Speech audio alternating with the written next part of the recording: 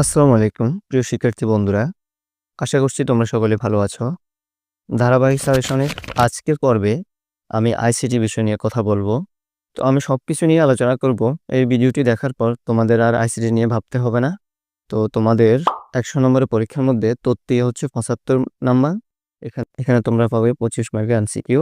আর সৃজনশীল তো তোমরা জানোই, 8টা সৃজনশীল থেকে 5টা দিবে 50 মার্কের, আর 25 মার্ক প্র্যাকটিস। তোমরা কি জানো এসএসসিতে আইসিটি ও ইংরেজিতে সবচেয়ে বেশি শিক্ষার্থী ফেল করে? তার প্রথম কারণ হচ্ছে ভয়, দ্বিতীয়টা হচ্ছে অনুশীলন না করা। কথা না বাড়িয়ে তো সাজেশনে চলে আসি। কথার মধ্যে তোমাদের গুরুত্বপূর্ণ virtual reality, artificial intelligence, surgery, biometrics, bioinformatics এগুলো শিক্ষার জন্য গুরুত্বপূর্ণ। দ্বিতীয় অধ্যায়ে রয়েছে তোমাদের ডাটা ট্রান্সমিশন মোড এর প্রকারভেদ এবং ব্যবহার, খুবই গুরুত্বপূর্ণ। টুইস্টেড পেয়ার কেবল, বিভিন্ন ধরনের পেয়ার কেবল সম্পর্কে বর্ণনা, এগুলোর সুবিধা অসুবিধা এবং সকল ধরনের টপোলজি, এটা খুবই গুরুত্বপূর্ণ। টপোলজির প্রকারগুলো তোমরা একবার মুখস্থ করে রাখবে। তারপরে ক্লাউড কম্পিউটিং। এরপরে অধ্যায় 3 রয়েছে 2টা অংশ, সংখ্যা পদ্ধতি এবং ডিজিটাল ডিভাইস। তো এখানে সিকিউর জন্য তোমরা পড়বে সংখ্যা পদ্ধতির বিভিন্ন রূপান্তর, বাইনারি থেকে ডেসিমেল, হেক্সাডেসিমেল এগুলো, তারপর এগুলোর বাইনারি অধ্যায় 3 দ্বিতীয় অংশের জন্য তোমরা দেখে যাবে বুলিয়ান অ্যালজেব্রা ব্যবহার করে ফাংশনাল সরলীকরণ, NAND গেট এবং নন গেটের সার্বজনীনতার প্রমাণ।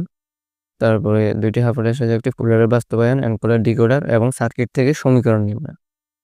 তারপরে চতুর্থ অধ্যায়ে তোমরা ওয়েবসাইটের কিভাবে লিঙ্ক অ্যাড করতে হয়, কিভাবে ছবি বসাতে হয়, টেবিল, তারপরে অর্ডার লিস্টগুলো কীরকম, বা একটা ওয়েবসাইটের কাঠামো কী, এগুলো তোমরা মুখস্থ করে ফেলবে। ওয়েবসাইটের প্রকারভেদ, মোট কথা HTML এর বিষয়গুলো সম্পর্কে তোমরা পড়ো। এরপর পঞ্চম অধ্যায় হলো একটা হিজিবিজি অধ্যায়। এখানে অনেকগুলো টপিক রয়েছে কিন্তু তোমাদের জন্য অনেক গুরুত্বপূর্ণ। এখানে তোমরা এই যে প্রোগ্রাম তৈরির ধাপ, অ্যালগরিদম, ফ্লোচার্ট এগুলো খুবই গুরুত্বপূর্ণ, এখান থেকে কোশ্চেন আসেই। তারপরে এখানে তোমরা যে সি প্রোগ্রামিং এবং অন্যান্য প্রোগ্রামিংগুলো দেখতেছো, এগুলো অনেক গুরুত্বপূর্ণ, এগুলো তোমরা দেখে। এবার সম্পূর্ণ সাজেশনটাকে আমি একটু শর্ট করে যদি ওভারভিউ করি, তাহলে তোমরা দেখবে তোমাদের প্রথম অধ্যায় থেকে একটা সৃজনশীল মাস্ট আসবে, দ্বিতীয় অধ্যায় থেকে একটা কোশ্চেন মাস্ট আসবে, তৃতীয় অধ্যায় থেকে তোমাদের 2টা বা 3টা কোশ্চেন হতে পারে। তৃতীয় অধ্যায় যেহেতু 2টা অংশ, সংখ্যা পদ্ধতি থেকে তো একটা মাস্ট থাকবে, এবং ডিজিটাল ডিভাইস এখান থেকে 1 থেকে 2টা কোশ্চেন তোমাদের থাকবে।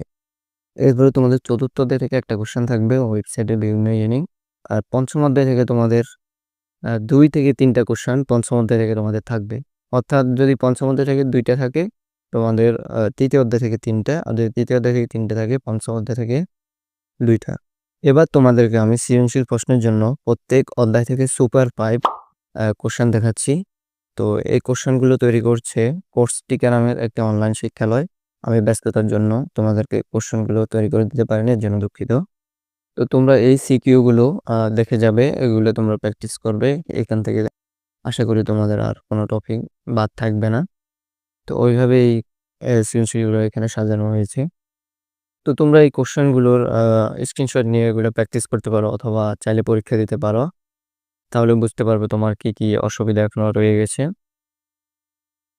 আরেকটা বিষয় তোমরা খেয়াল রাখবে, যেখানে নিয়ম আছে বা সূত্র টাইপের জিনিসগুলো আছে, ওগুলো তোমরা ভালো করে মুখস্থ করে এরপর প্র্যাকটিস করবা। ওগুলো একবার পড়লে হয় না, ওগুলা প্র্যাকটিস করতে হয়, তাহলে তোমাদের আয়ত্তে চলে আসবে এবং তোমরা আর কখনো ওই জিনিসগুলা ভুলবে না।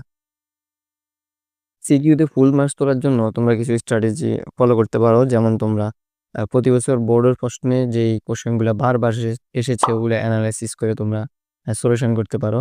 এতে করে তোমরা সিকিউ প্রশ্নের জ্ঞান, অনুধাবন, প্রয়োগ, উচ্চতর দক্ষতা এগুলোতে অনির্দিষ্টভাবে উত্তর দেওয়ার কৌশল আয়ত্ত করতে পারবে। আর এমসিকিউর জন্য তোমরা মডেল টেস্ট দিতে পারো। তো এইভাবে তুমি পড়লে অবশ্যই তুমি আইসিটিতে A+ তুলতে পারবে, তোমার A+ কেউ ঠেকাতে পারবে না। এমসিকিউর জন্য তোমাদেরকে আমি একটা ফাইল দেখাচ্ছি। তো এখানে গুরুত্বপূর্ণ অনেকগুলো এমসিকিউ আছে, এবং এখানে অধ্যায়ভিত্তিক কর প্রশ্নগুলো রয়েছে। তো তোমরা এটা স্ক্রিনশট দিয়ে দেখে নিতে পারো একবার, অথবা PDF ফাইল চাইলে তোমরা নিতে পারো, link in the description.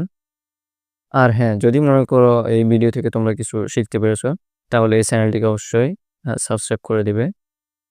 I think এই ভিডিও থেকে তোমরা অনেক কিছু জানতে পেরেছো, বুঝতে পেরেছো। তো আশা করছি এভাবে ফলো করলে তুমি আইসিটিতে A+ পাবে। তোমাদের সকলের জন্য শুভকামনা। সবাই ভালো থাকবে, সুস্থ থাকবে। আল্লাহ হাফেজ।